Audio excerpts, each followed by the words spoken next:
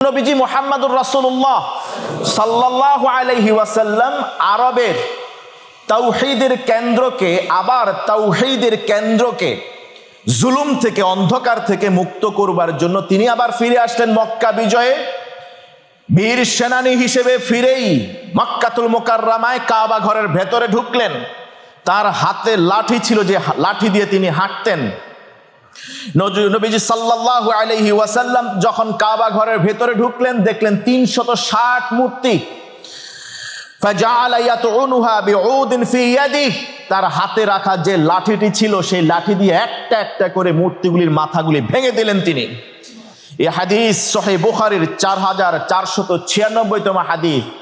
রাসূলুল্লাহ সাল্লাল্লাহু আলাইহি ওয়াসাল্লাম নিজের হাতে থাকা লাঠি দিয়ে যখন মূর্তিগুলির মাথাগুলি ভেঙে দিচ্ছিলেন, তখন আল্লাহ রসুল একটা কথাই বলছিলেন, জা আল হক ওয়া যাহাকাল বাতিল ইন্নাল বাতিলা কানা যাহুকা। এই কথা প্রত্যেকবার তিনি উচ্চারণ করলেন। জা আল হক, সত্য এসে গেছে। যাহাকাল বাতিল, বাতিল বিলুপ্ত হয়েছে। ইন্নাল বাতিলা কানা যাহুকা, বাতিল তো বিলুপ্ত হবার মতোই, তাই বাতিল এখন অন্ধকার মিশে যাচ্ছে। আমি আল্লাহ তাআলার নির্দেশে এই মূর্তিগুলির মাথা সব ভেঙে দিচ্ছি। সুবহানাল্লাহ। হযরত কায়েস ইবনে আসিম রাদিয়াল্লাহু আনহু ইসলাম গ্রহণের পরে রাসূলুল্লাহ সাল্লাল্লাহু আলাইহি ওয়াসাল্লামকে বললেন, ইয়া রাসূলুল্লাহ, আমার ঘরে 8টা কন্যা সন্তান জন্ম নিয়েছিল। জাহেলি যুগে আমি এক এক করে 8টা কন্যা সন্তানকে আমি মেরে ফেলেছি। ইয়া রাসূলুল্লাহ, আমি সেখান থেকে মুক্তি চাই। নবীজি সাল্লাল্লাহু আলাইহি ওয়াসাল্লাম তিনি জানেন, ইসলাম গ্রহণ করার পূর্বের যত গুনাহ ছিল সব গুনাহ আল্লাহ তাআলা মাফ করে দেন। এরপরেও 8টা, কোন বর্ণনায় 12 থেকে 13টা কন্যা সন্তানকে মারার কারণে নবীজি অঝরে কেঁদেছেন, 2 চোখের পানি ছেড়ে দিয়ে কেঁদেছেন। আর শুধু একটা কথাই বারবার আওড়িয়েছেন। আল্লাহ রাসূল বললেন তাকে, কি করে তুমি পারলে? ও হে নির্দয় বাবা, কি করে তোমার এই সন্তানগুলাকে এক এক করে জীবন্ত কবর দিতে পারলে তুমি? তোমাকে একটু বুক কাঁপে নাই?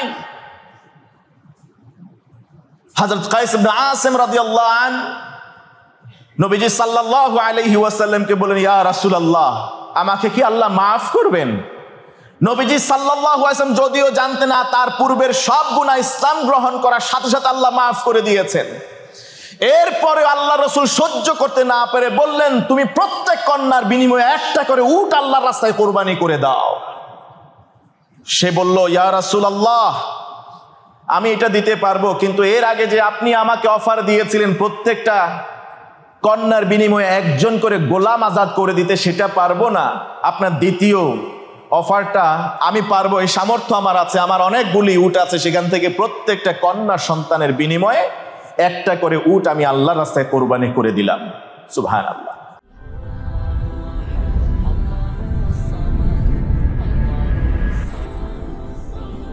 জন্মদাতা বাবা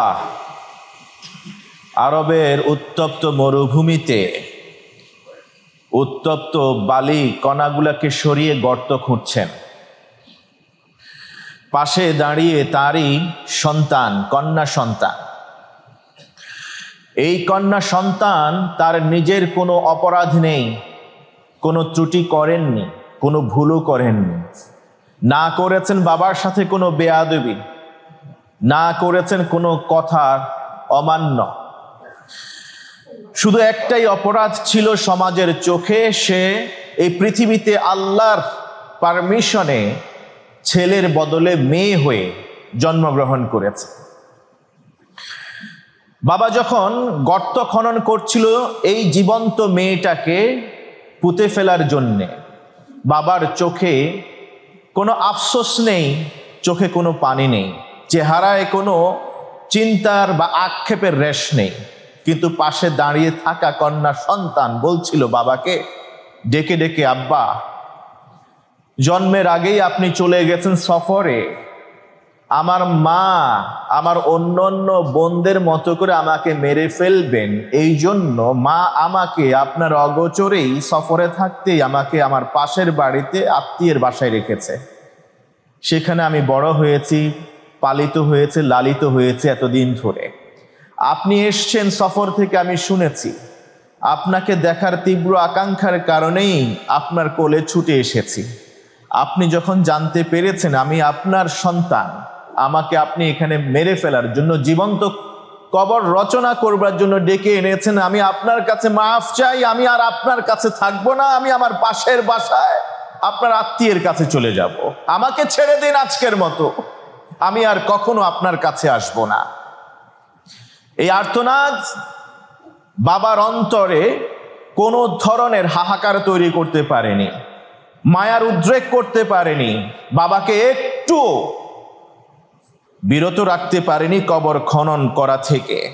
কারণ সমাজ এই বাবাকে শিখিয়েছে সম্মান বাঁচাতে হলে কন্যা সন্তানকে জীবন্ত কবর রচনা করতে হবে।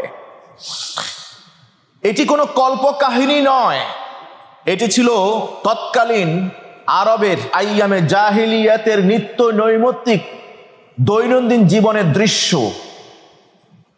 আজকে থেকে 1400 বছর আগে যখন পৃথিবীর এই কোণে মানুষের মানবতা অন্ধকারে নিমজ্জিত, তখন আল্লাহ সুবহানাহু ওয়া তাআলা পাঠালেন এক আলোকবর্তিকা।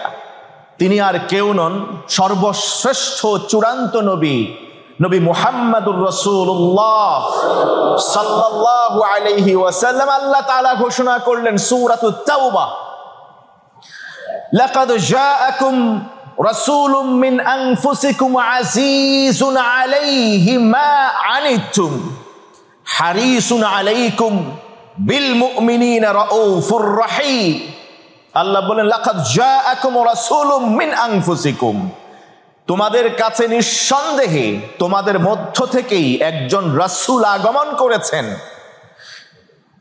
হারিসুন আলাইকুম, তিনি তোমাদের প্রতি অনেক বেশি কল্যাণকামী। আজিজ, তিনি অনেক বেশি তোমাদের ব্যাপারে কষ্ট পান। মা আনিতুম, যা তোমাদেরকে কষ্ট দেয়, তোমরা যেই বিষয়ে কষ্ট পাও সেই বিষয়ে নবী তার চেয়ে বেশি কষ্ট পান। হারিসুন আলাইকুম, তিনি তোমাদের জন্য কল্যাণকামী। বিল মুমিনিনা রাউফ রহিম, তিনি মুমিনদের প্রতি রাউফ, সংবেদনশীল এবং সর্বোচ্চ পরম দয়ালু। সুবহানাল্লাহ। কন্যার এই ব্যথা, জীবন্ত কবর রচনা করে দেওয়ার প্রাককালে কন্যার এই কষ্টের কথাগুলি যেখানে বাবার অন্তরে বিন্দু মাত্র দয়ার উদ্রেক করতে পারে নাই, মহান আল্লাহ সেই নবীকে পাঠালেন, বললেন রাউফ রহিম, এমন একজন নবীকে আমি পাঠিয়েছি যিনি সংবেদনশীল, যিনি তোমাদের জন্য অনেক বেশি পরম দয়ালু। তিনি আজিজ, তোমরা যদি কোনো বিষয়ে কষ্ট পাও তার চেয়ে তিনি বেশি কষ্ট পান। তিনি হারিসুন আলাইকুম, তিনি তোমাদের ব্যাপারে অনেক বেশি কল্যাণকামী। রাসূলুল্লাহ সাল্লাল্লাহু আলাইহি ওয়াসাল্লাম আসছেন সেই পৃথিবীর আইয়ামে জাহিলিয়ার সেই আরবের উত্তপ্ত মরুতে, যেখানে অন্ধকার চারদিকে ছেয়ে গিয়েছিল, সেখানে আলোকবর্তিকা হিসেবে আলোর মশাল কোরআন নিয়ে আসলেন। কিতাবুন আনজালনাহু ইলাইক, এই কোরআন আমি আপনার কাছে নাজিল করেছি হে নবী, লিতুখরিজান নাসা মিনাজ যুলুমাতি ইলান নূর, যাতে করে ওই আরবের ওই কোণে অন্ধকার যে নেমে এসেছিল সেই অন্ধকার ভেদ করে তাদেরকে যেন ফ্রম ডার্ক টু লাইট, অন্ধকার থেকে যেন আলোর দিকে বের করে নিয়ে আসতে পারেন। সুবহানাল্লাহ। আরবদের সব খারাপের মধ্যে কিছু ভালো গুণ ছিল। তারা অনেক বীরত্ব গাথা ইতিহাস তাদের আছে। তারা আতিথেয়তা পরায়ণ ছিল, অঙ্গীকার তারা রক্ষা করত, কবিতা রচনা করত, আরবি সাহিত্যে তাদের পারঙ্গমতার কথা বিশ্বব্যাপী সমাদৃত ছিল। বংশ গৌরবের জন্য তারা অনেক বেশি সচেতন থাকত। এত সব গুণের মধ্যেও আরবের এমন কিছু আচরণ ছিল, সামাজিক, রাজনৈতিক, অর্থনৈতিক কিছু বিষয় ছিল যেগুলি ওই সমাজের ভালো কাজগুলিকে ছাপিয়ে অন্ধকার চারদিকে ছড়িয়ে পড়েছিল।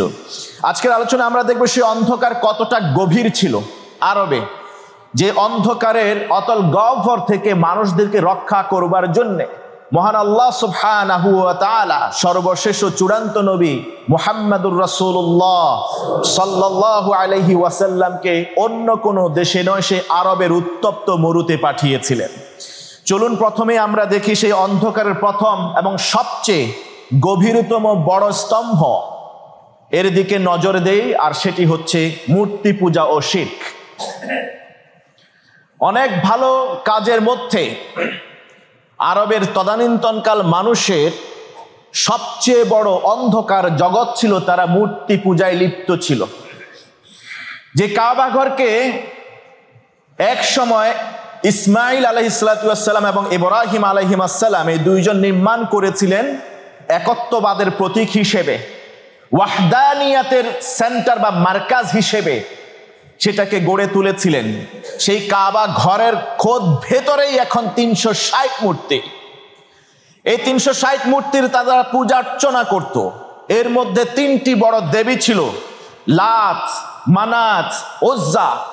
360-এর মধ্যে সবচেয়ে বড় যে মূর্তিটি, সেই মূর্তিটি ছিল মানুষের আকৃতির। হাত ছিল, পা ছিল, মাথা ছিল, মানবাকৃতির এই মূর্তির নাম হুবাল। এই হুবালটা টুকটুকে লাল পাথর দিয়ে, আকিক পাথর দিয়ে নির্মিত ছিল। পুরোটা বডি তার নির্মাণ করা হয়েছিল আকিক পাথর, যেটা লাল, টুকটুকে লাল আকিক পাথর দিয়ে। এক সময় তার একটা হাত ভেঙে যায়।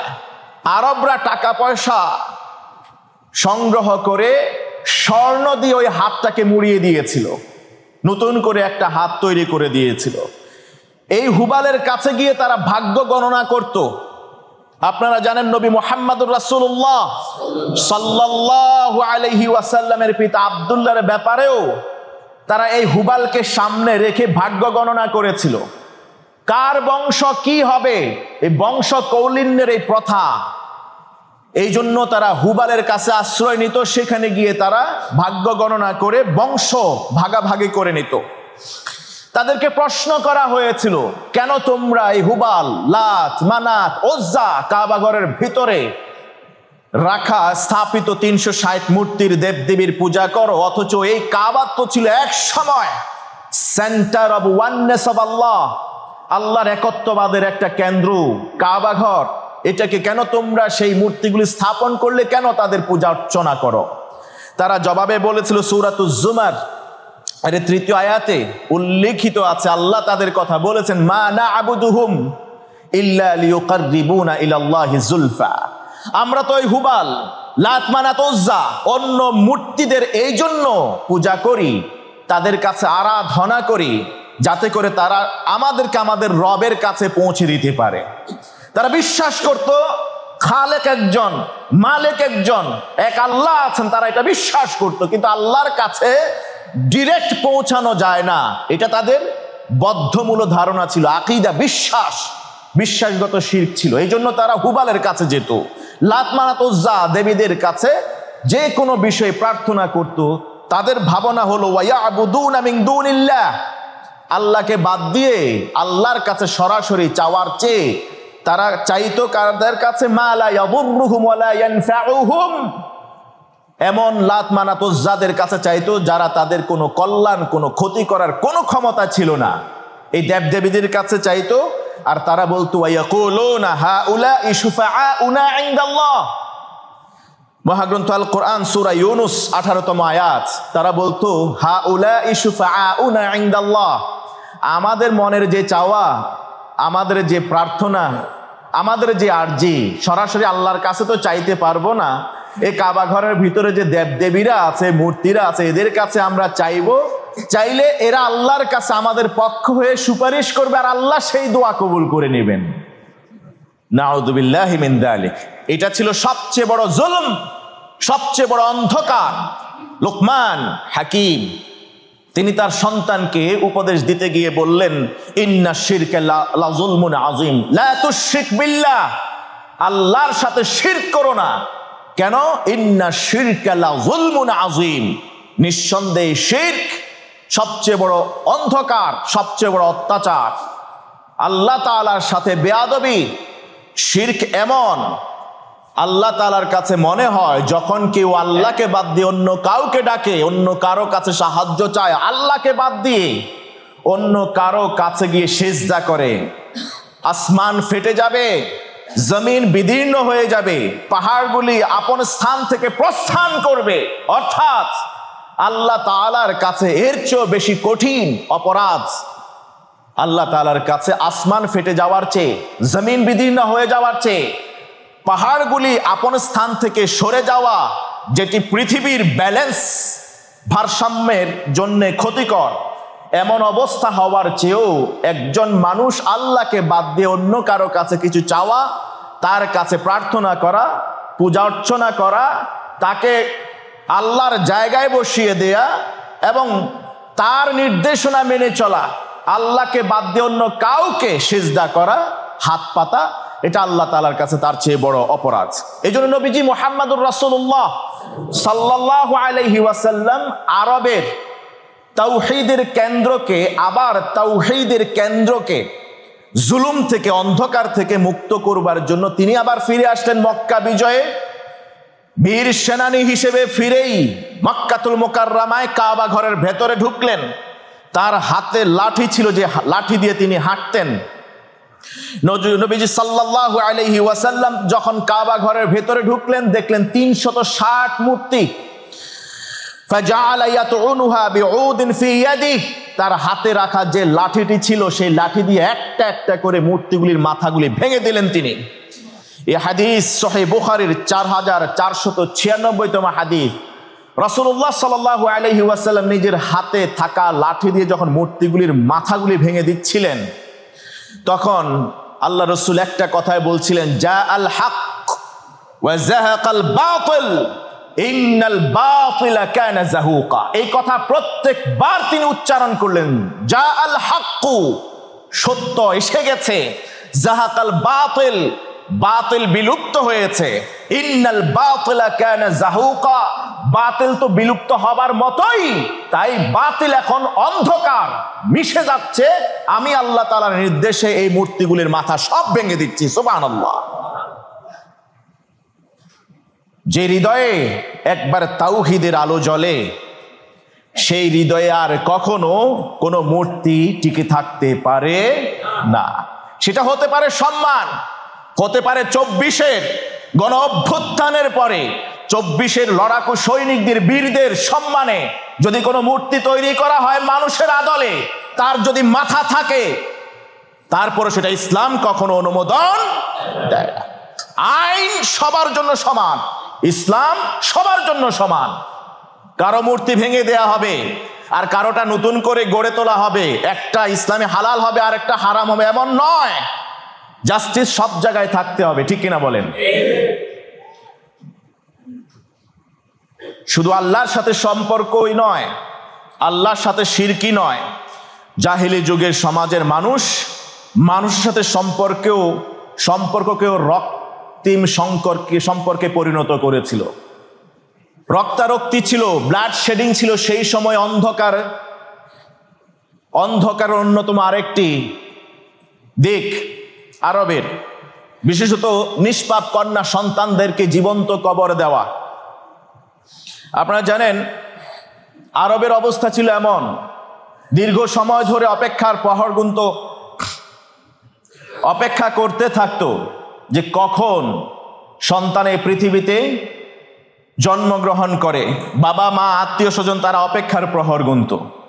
সেই সময়ে প্রি ডেলিভারি অর্থাৎ ডেট অফ ডেলিভারির আগে জানার কোনো সুযোগ ছিল না ভূমিষ্ঠ হতে যাওয়া এই সন্তানটা ছেলে হবে নাকি মেয়ে হবে। ধাত্রী যখন এই সন্তানকে পৃথিবীতে নিয়ে আসতো আল্লাহর নির্দেশে, তখন ওয়া ইযা বুশিরা আহাদুহুম বিল উনসা, ধাত্রী এসে বাবাকে বলতো যে শুভ সংবাদ গ্রহণ করো, তোমার একটা কন্যা সন্তান এই পৃথিবীতে যাল্লা ওয়াজহুহু মুসওয়াদ্দা, সাথে সাথে তার চেহারা মলিন হয়ে যেত, কালো হয়ে যেত। ওয়া হুয়া কাযীম, তার পুষে রাখা এই রাগ, ক্ষোভ, দুঃখ, কষ্ট সে অন্তরের ভিতরে ধরে রাখতো, এটা বাহির হতে দিত না। মহাগ্রন্থ আল কোরআন সূরাতুন নাহল 58 এবং 59তম আয়াতে আল্লাহ তাআলা এই কথা তুলে ধরলেন, তাদের আরবের এই ভয়াবহ চিত্রের কথা। বাবা সেখান থেকে প্রস্থান করত, চলে যেত। ইয়াতাওয়ারা মিনাল কওম, তারা আর সমাজের কাছে আসতো না, মুখ দেখাতো না। কেন?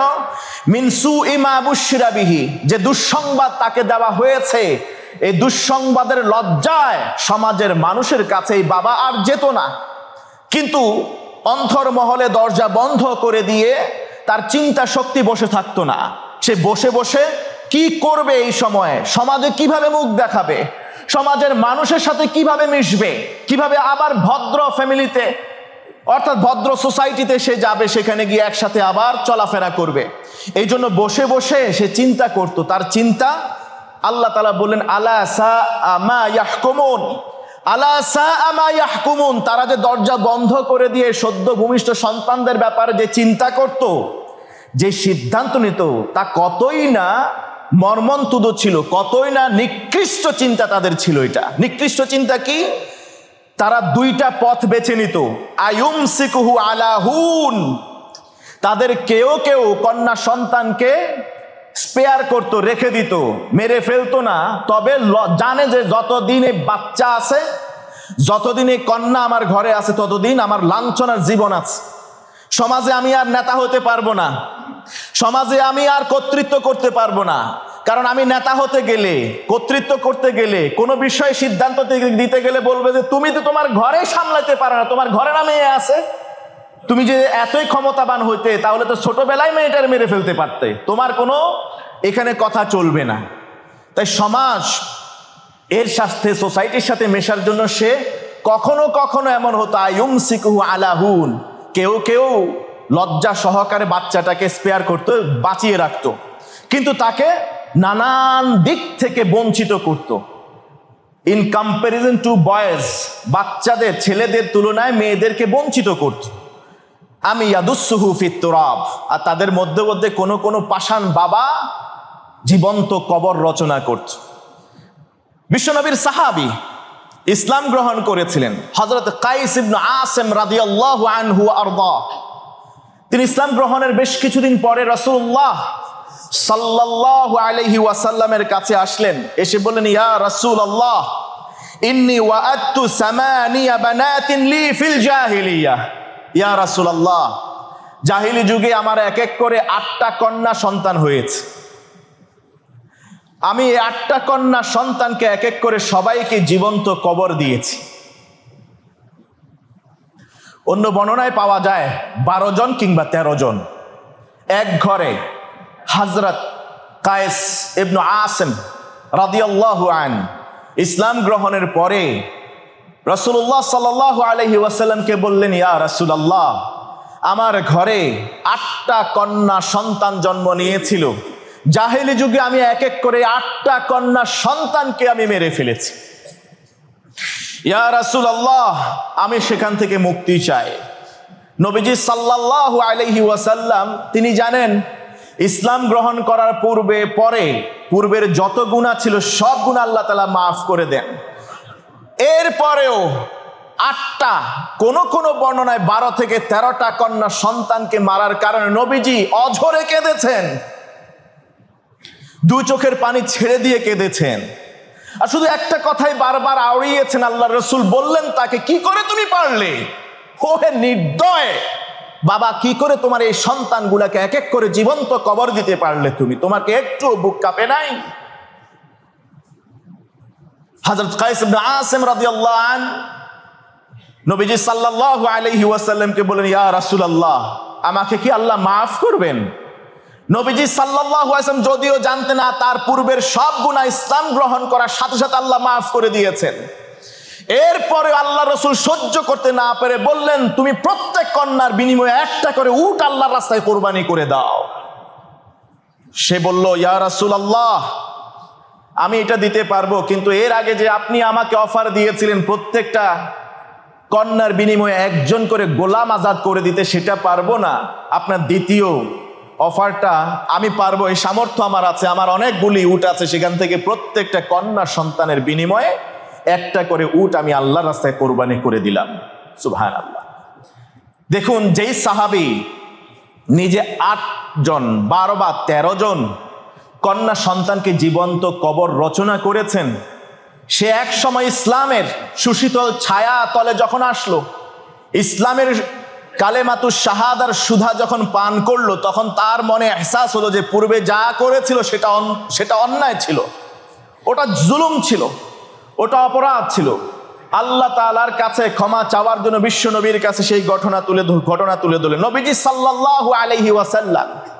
এরপরে তিনি ঘোষণা করলেন, মান আলা জারিয়াতাইন হাত্তা তাবলুগা, যেই ব্যক্তি 2টা মাত্র কন্যা সন্তানকে লালন পালন করবে, যৌবনে পদার্পণ করবে, তাদেরকে আদব শিক্ষা দিবে, একজন ভালো দিনদার ধার্মিক স্বামীর কাছে হস্তান্তর করবে, তাকে বিয়ে দিবে, আল্লাহ সুবহানাহু ওয়া তাআলার নির্দেশে জা ইয়াউমাল কিয়ামাতি আনা ওয়া হু, আমি এবং সে জান্নাতে এইভাবে থাকবো। আল্লাহ রসুল 2টা আঙ্গুল এইভাবে উঁচিয়ে দেখিয়ে তিনি বললেন, আমি নবী মুহাম্মদ সাল্লাল্লাহু আলাইহি ওয়াসাল্লাম জান্নাতে এখানে থাকবো, আর 2টা কন্যা সন্তান, যার এই পৃথিবীতে 2টা কন্যা সন্তান জন্ম নিয়েছে, সে ব্যক্তি আমার পাশে জান্নাতে এইভাবে পাশাপাশি একসাথে প্রতিবেশী হয়ে থাকবে। সুবহানাল্লাহ। যে কন্যা সন্তানকে জীবন্ত কবর রচনা করা হতো, সেই কন্যা সন্তানকে এখন জান্নাতে যাবার পথের সিঁড়ি বাড়িয়েছেন নবী মুহাম্মদুর রাসূলুল্লাহ সাল্লাল্লাহু আলাইহি ওয়াসাল্লাম। আজ কন্যা সন্তানদেরকে জীবন্ত কবর রচনা করা হয় না, কিন্তু কন্যা সন্তানদেরকে পৃথিবীতে অনেকাংশে দেখা যায় পৃথিবীর আলো দেখতে দেওয়া হয় না। আরবরা তো পৃথিবীতে আসার পরে তাদেরকে মেরে ফেলতো, কেউ, সবাই নয়, কোরআন সেটাই বলছে। তা আমাদের সমাজের সো কল্ড মানুষেরা, তারা তো ভ্রূণ জন্ম নেওয়ার, ভ্রূণ আকারে তৈরি হওয়ার সাথে সাথে তাদেরকে পেটের ভিতরেই মেরে ফেলে। কন্যা সন্তানের পৃথিবীতে আসার পরে তাদেরকে প্রোডাক্ট হিসেবে সমাজের কাছে ছড়িয়ে দেয়। বাজারে একটি প্রোডাক্টের যেমন মূল্য, একটা মেয়েকে দিয়ে সেই প্রোডাক্টের অ্যাডভার্টিজমেন্ট করবার জন্য তার শরীরের কাপড় চোপড়, ইজ্জত আবরু সবকিছু ছিনিয়ে নেওয়া হয়। তাকে একটা পণ্য হিসেবে এই সমাজের মানুষ এখন বিবেচনা করে সেভাবে। ইল্লা মাশাআল্লাহ, যাদের কাছে কোরআনের নূর আছে, যাদের কাছে বিশ্ব নবীর আদর্শ আছে, রাসূলুল্লাহ সাল্লাল্লাহু আলাইহি ওয়াসাল্লাম যে আলোর মশাল নিয়ে আসছিলেন, কোরআন নিয়ে, সে কোরআনের জ্ঞান যাদের যে পরিবারে আছে, সেই পরিবারের মেয়েগুলি এমন না, তাদের সাথে এমন আচরণ করা হয় না। আল্লাহ তাআলা আমাদের বোঝার তৌফিক দান করুন। কন্যা শিশু প্রতি নিষ্ঠুরতা এখানেই শেষ নয়। জাহেলি যুগের আরেকটি চরিত্র ছিল গোত্রীয় বিদ্বেষ, যেটা আমাদের সমাজে এখনো আছে। পলিটিক্যাল পার্টিজ কিংবা একে অন্যকে সহ্য করতে না পারার এই যোগ্যতা, এটা এখনো আমাদের সমাজে আছে, কিন্তু প্যাটার্নটা একটু ভিন্ন। তখনও গোত্রে বিবাদ, বিসম্বাদ, হিংসা বিদ্বেষ ছিল। গোত্রীয় দ্বন্দ্ব ও সহিংসতা আরবের অন্ধকার যুগের অন্যতম আরেকটি টুল ছিল। সামান্য অজুহাতে দ্বন্দ্ব, গোত্রীয় দ্বন্দ্ব, ভাইয়ে ভাইয়ে মারামারি যুগের পর যুগ ধরে চলতো। আমরা 3টি দ্বন্দ্বের কথা বলতে পারি সংক্ষেপে। নাম শুনেছেন আপনারা, দ্বন্দ্ব থেকে যেগুলি এক সময় যুদ্ধে পরিণত হয়েছে: হারবুল বাসুস, হারবুল ফিজার এবং হারবুল বাউস। ঐতিহাসিক 3টি যুদ্ধ।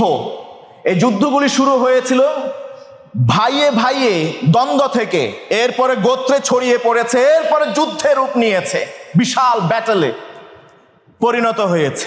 হারবুল বাসুস, এই যুদ্ধ প্রথমে বানু বাকর ও বনু তাগলিব, এই 2 গোত্রের মধ্যে প্রথমে এই যুদ্ধ, কি বলা হয়, দ্বন্দ্ব তৈরি হয়েছিল। কি জন্যে?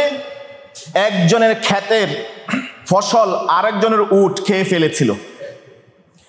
উটে ক্ষেতের ফসল খেয়ে ফেলেছিল। এখন যার ক্ষেতের ফসল কুলাইব, তিনি কি করলেন, দূর থেকে তীর মেরে উটের ওলানে মারছেন, মারার কারণে এই উট সেখানে মারা গিয়েছে। এটাকে চরম অপমান এবং লজ্জার এবং শত্রুতার কারণ হিসেবে ধরে নিয়ে তখন আস্তে আস্তে তাদের এই দুই গোত্রের মধ্যে দ্বন্দ্ব শুরু হয়ে গেল। বিরতি দিয়ে দিয়ে তাদের মধ্যে মারামারি, এই দ্বন্দ্ব 40 বছর পর্যন্ত স্থায়ী ছিল। এক পর্যায়ে এইটা যুদ্ধে পরিণত হয়েছে, বিশাল যুদ্ধ, দুই গোত্রের মিলে। নেতারা মরে শেষ, প্রথম দ্বিতীয় তৃতীয় শ্রেণীর সৈন্যরা মরে শেষ। যখন এই দুইটা গোত্র দুর্বল হয়ে গিয়েছে, সব পাওয়ার ক্ষমতা শেষ হয়ে গিয়েছে, এরপরে গিয়ে তারা থেমেছে। 40 বছর চলেছে এই দ্বন্দ্ব। হারবুল ফিজার, 3টা মাস হারাম মাস। এই হারাম মাসগুলাতে কোনো ধরনের যুদ্ধ বিগ্রহ মারামারি এটা আরবে জায়েজ ছিল না, যেটা কোরআনও বলছে। কিন্তু তাদের মধ্যে একজন ব্যবসায়ীকে হত্যা করা হয়েছে অন্যায়ভাবে তার মাল লুটপাট করার কারণে। কুরাইশ ও বনু কিনানা তারা এক জোট হলো এবং কায়েস আইলান তারা আরেক জোট। এই দুই গোত্রের মধ্যে, জোটের মধ্যে মারামারি শুরু হয়ে গেল ওই ব্যবসায়ীকে হত্যাকে কেন্দ্র করে। অবশ্য এই মারামারিটা দীর্ঘদিন হয় নাই, 4 থেকে 5 বছর পর্যন্ত এটা বিলং করেছিল। রাসূলুল্লাহ সাল্লাল্লাহু আলাইহি ওয়াসাল্লামের বয়স তখন ইতিহাস থেকে জানা যায় 15 থেকে 20 বছর। রাসূলুল্লাহ সাল্লাল্লাহু আলাইহি ওয়াসাল্লাম তখনও ছিলেন। আল্লাহ রাসূল সাল্লাল্লাহু আলাইহি ওয়াসাল্লামের হারবুল ফিজার যুদ্ধে অংশগ্রহণ করেছিলেন। তবে তিনি কোনো তরবারে হাতে নিয়ে নন, তার চাচাদেরকে, দাদাদেরকে তিনি সেখানে ওই কি বলা হয় যে তীর নিক্ষেপ করা হতো, তীরগুলো কুড়িয়ে এনে আল্লাহ রাসূল সাল্লাল্লাহু আলাইহি ওয়াসাল্লাম তুলে দিতেন। এইভাবে যুদ্ধে তিনি অংশগ্রহণ করেছিলেন আল্লাহ রাসূল সাল্লাল্লাহু আলাইহি ওয়াসাল্লাম। যুদ্ধ শেষ, প্রথম শ্রেণীর অনেক নেতা মারা গেল। এই রক্তারক্তি দেখে আল্লাহ রাসূল সাল্লাল্লাহু আলাইহি ওয়াসাল্লাম ভেঙে পড়লেন, চিন্তা করতে শুরু করলেন আল্লাহ রাসূল কিভাবে আরবের এই দ্বন্দ্ব থেকে মানুষকে বের করে নিয়ে আসা যায়, এই ঝগড়া বিবাদ থেকে মানুষকে মুক্তি দেওয়া যায়। এই জন্য তিনি ফিকির করতে শুরু করলেন। ফিকির করতে করতে করতে ওই সময় তিনি খুঁজে খুঁজে দেখলেন আরবের সবচেয়ে ভালো মানুষ, যাদের কোনো ট্যাগ নাই, যারা ভালো, সমাজের কোনো দ্বন্দ্বের মধ্যে নাই, এরা নিট অ্যান্ড ক্লিন, এই মানুষগুলোর তিনি খুঁজে বাইর করলেন। তাদেরকে বের করে একটা সংগঠন করলেন। বলেন তো সেই সংগঠনের নাম কি? হেলফুল ফুদুল। এই সংগঠনটা করলেন এবং এই সংগঠনের নেতৃত্ব দিয়েছেন নবী মুহাম্মদুর রাসূলুল্লাহ সাল্লাল্লাহু আলাইহি ওয়াসাল্লাম। নবুয়ত পাওয়ার পরেও আল্লাহ রাসূল সাল্লাল্লাহু আলাইহি ওয়াসাল্লাম এই সংগঠন যত ভালো কাজ করেছে আরবে, ওই অন্ধকার যুগে ওই ভালো কাজগুলির কথা তিনি উচ্চারণ করতেন এবং প্রশংসা সূচক কথাগুলি তিনি বলতেন। ওই সংগঠনের যারা ছিলেন সদস্যবৃন্দ তাদেরকে তিনি ধন্যবাদ জানাইতেন। সুবহানাল্লাহ। দেখুন, রাসূলুল্লাহ সাল্লাল্লাহু আলাইহি ওয়াসাল্লাম মুক্তির জন্য হেলফুল ফুদুল তিনি এর শুভ সূচনা করেছিলেন। হারবুল বুআস, ইসলামের ইতিহাসে বলা হয়ে থাকে এই যুদ্ধটা যদি না হতো, আম্মা জান আয়েশা সিদ্দিকা বিনতু সিদ্দিক রাদিয়াল্লাহু আনহা তিনি বলছেন যদি এই যুদ্ধটি না হতো হয়তো বা আল্লাহ রাসূল সাল্লাল্লাহু আলাইহি ওয়াসাল্লাম মদিনায় যাওয়া হতো না এবং তিনি মদিনার রাষ্ট্রপতিও হতে পারতেন না। কিন্তু ঘটনা ভিন্ন। আল্লাহ তাআলার সিদ্ধান্তই চূড়ান্ত সিদ্ধান্ত।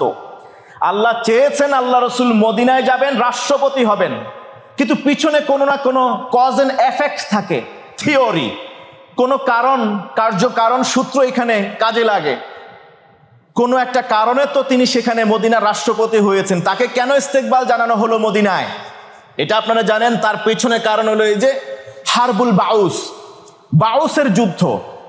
দুটি গোত্রের মধ্যে আউস এবং খাজরাজ। এই আউস এবং খাজরাজের প্রথম যে দ্বন্দ্ব শুরু হয় আপন দুই ভাইয়ের মধ্যে, এরপরে দুই ভাই দুটি গোত্রে বিভক্ত হয়ে যায় দ্বন্দ্বের কারণে, আউস এবং খাজরাজ। এই যুদ্ধ দীর্ঘ 120 বছর পর্যন্ত স্থায়ী ছিল। 120 বছর। পেছনে কারণ কি? যুদ্ধের দ্বন্দ্বের সহিংসতার কারণ কি? কারণ হলো ক্ষমতা, আধিপত্য, উর্বর আর উঁচু জমি দখলদারিত্ব। আমাদের সমাজে এখন নাই। এখন তো দখলের নতুন সিস্টেম, চর জেগে উঠছে। মেট্রো রেলের পাশে কিংবা কোনো বনভূমিতে কোনো জায়গা আছে সেখানে গিয়ে দখল করে কিভাবে আগে। রাষ্ট্রপতি থাকলে তার বাবার নামে, প্রধানমন্ত্রী থাকলে প্রধানমন্ত্রীর নামে একটা মসজিদের নাম দিয়ে দেয়, ঠিক কিনা বলেন? ওখানে মসজিদ দেয়, কারণ মসজিদ ওখানে সাধারণ মুসল্লিরা, এখানে আর মসজিদ ভাঙতে আসবে না, অত মসজিদ টিকে যাওয়া তো জায়গা দখল হয়ে গেল। চিন্তা করে দেখছেন? কয়দিন আগে দেখছেন না, এই যে মসজিদ বানাইছে অস্থায়ীভাবে, পরে প্রমাণিত হয়েছে এটা আসলে কোনো মুসলমানে না, যে এই জায়গা দখল করছে। বাকি ইতিহাস আপনারা জানেন। দীর্ঘ 120 বছর এই দখলদারিত্ব আর আধিপত্যবাদকে কেন্দ্র করে আউস এবং খাজরাজ গোত্রের মধ্যে মারামারি 120 বছর। যুদ্ধ থামে না। মরতে মরতে নেতারা, দুই গোত্রের প্রধান 2 নেতা মারা গেছে, প্রথম দ্বিতীয় তৃতীয় সারির নেতারা মারা গেছে, এখন তারা দুর্বল হয়ে গেছে, কিন্তু দ্বন্দ্ব থামে না। এর মধ্যে বনি কুরাইজা, ইহুদি, এদেরকে পর্যন্ত যুক্ত করে দেওয়া হয়েছে। তখন দ্বন্দ্ব আরো চরম মাত্রা লাভ করলো তখন নবী মুহাম্মদুর রাসূলুল্লাহ সাল্লাল্লাহু আলাইহি ওয়াসাল্লামের কাছে এসে তাদের এক সংখ্যক লোক এসে ইসলাম গ্রহণ করেছে। আল্লাহর রাসূলকে মদিনার দায়িত্ব নেওয়ার জন্য তারা ইস্তিকবাল জানিয়েছিলেন। সুবহানাল্লাহ। এই যে ধরুন, একটা হলো উট ফসল খেয়ে ফেলছে, আর একটা হলো ব্যবসায়ীকে মেরে ফেলছে ওই যে ব্যবসায়িক সম্পদ নিয়ে যাওয়ার জন্য, আর একটা হলো আধিপত্যবাদকে কেন্দ্র করে কোন যুদ্ধ চলেছে 40 বছর, কোন যুদ্ধ 4 থেকে 5 বছর, কোন যুদ্ধ 120 বছর। এই সহিংসতার মধ্য দিয়ে গিয়েছে। আরবের এটা ছিল অন্ধকার দিকগুলির অন্যতম আরেকটি অন্ধকার দিক। রাসূলুল্লাহ সাল্লাল্লাহু আলাইহি ওয়াসাল্লাম মদিনায় গেলেন, তিনি বললেন ওয়াতাসিমু বিহাবলিল্লাহি জামিআন ওয়া লা তাফাররাকু, তোমরা একতাবদ্ধ হয়ে আল্লাহর রজ্জুকে আঁকড়ে ধরো, বিচ্ছিন্ন হইও না। লা তাবাগাদু, তোমরা হিংসা বিদ্বেষ করো না। ওয়ালা তাহাসাদু, ঈর্ষা পরায়ণ হইও না। ওয়ালা তাদাবারু, একজন আরেকজনের পিছনে লেগে থেকো না। ওয়া কুনু ইবাদাল্লাহি ইখওয়ানা, তোমরা পরস্পরে এক আল্লাহর বান্দা হিসেবে মুমিন ইমানদার ভাই ভাই হয়ে যাও। সুবহানাল্লাহ, তোমরা ভাই ভাই হয়ে যাও। রাসূলুল্লাহ সাল্লাল্লাহু আলাইহি ওয়াসাল্লাম মদিনায় গিয়ে চার্টার অফ মদিনা তিনি গঠন করলেন, রচনা করলেন। সেখানে মুসলিম অমুসলিম সবাইকে তিনি ধারণ করলেন। সেখানে তিনি এমন এক উদারতার পরিচয় দিয়েছেন, তার বক্ষটাকে আল্লাহ তাআলা এত প্রশস্ত করে দিয়েছেন। আলাম নাশরাহ লাকা সাদরাক, আল্লাহ তাআলা তার বক্ষকে এত উন্মুক্ত প্রশস্ত করে দিয়েছেন, পুরো মদিনার সব গোত্রের লোককে রাসূলুল্লাহ সাল্লাল্লাহু আলাইহি ওয়াসাল্লাম রাষ্ট্র নেতা হিসেবে তিনি তার বুকে সবাইকে স্থান করে দিয়েছেন। সুবহানাল্লাহ। আমাদের তো অনেকটা এমন হয়, নিজের দলের লোক হলে জায়গা পাবে, নচেত জায়গা পাবে না। কিন্তু রাষ্ট্র নেতা, রাষ্ট্রপ্রধান, এলাকার চেয়ারম্যান, মেম্বার, সবার অধীনে তাদের ওই এলাকার লোকগুলি আছে, তার বুকটাকে বিশ্বনবীর মতো প্রশস্ত করা দরকার, যেখানে সবাইকে অ্যাকোমোডেট করার স্থান তিনি নিজেই তৈরি করে দিবেন। তাহলে এই সমাজে শান্তি আসবে, যেমনটা এসেছিল। সব দ্বন্দ্ব, সব বিবাদ, সব সহিংসতা, যুদ্ধ বিগ্রহ বন্ধ হয়ে গিয়েছিল নবীজি মুহাম্মদুর রাসূলুল্লাহ সাল্লাল্লাহু আলাইহি ওয়াসাল্লামের এই পদক্ষেপ নেওয়ার কারণে। আল্লাহ তাআলা আমাদেরকে বুঝার তৌফিক দান করুন। সম্মানিত মুসলিনে কেরাম, আমরা আমাদের আলোচনা কন্টিনিউ করব অন্যান্য জুমআগুলোতে ইনশাআল্লাহ তাআলা। আজকের আলোচনা এখানেই আমরা শেষ করব। সুযোগ পেলে আমরা বলেছি রবিউল আউয়াল মাস পুরোটাই আমরা আল্লাহ রাসূল সাল্লাল্লাহু আলাইহি ওয়াসাল্লামের একটা আদর্শিক সমাজ বিনির্মাণে তার যে কল্যাণ অবদান ছিল, বুদ্ধিদীপ্ত পদক্ষেপ ছিল, সেগুলো নিয়ে ইনশাআল্লাহ তাআলা আমরা এক এক করে আলোচনা করব।